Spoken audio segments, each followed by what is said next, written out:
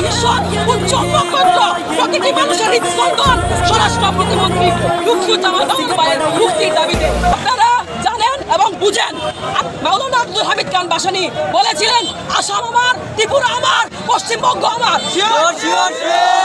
যতদিন না পর্যন্ত এই তিনটির মানচিত্রে স্থান পাচ্ছে ততদিন পর্যন্ত আমরা স্বাধীনতা অর্জন করলেও আমাদের দেশে মানচিত্র স্বাধীন হচ্ছে না। সারা বিশ্বের মধ্যে সম্মানী ব্যক্তির তালিকায় ডক্টর ইউনূসকে আমরা বসিয়েছি। আমরা কোনো চা বিক্রেতাকে দেশের প্রধানমন্ত্রী বানাইনি। ডক্টর ইউনূসকে আমরা আহ্বান জানাচ্ছি, দেশের ওই অবস্থায় স্বরাষ্ট্র প্রতিমন্ত্রী লুৎফুজ্জামান বাবুকে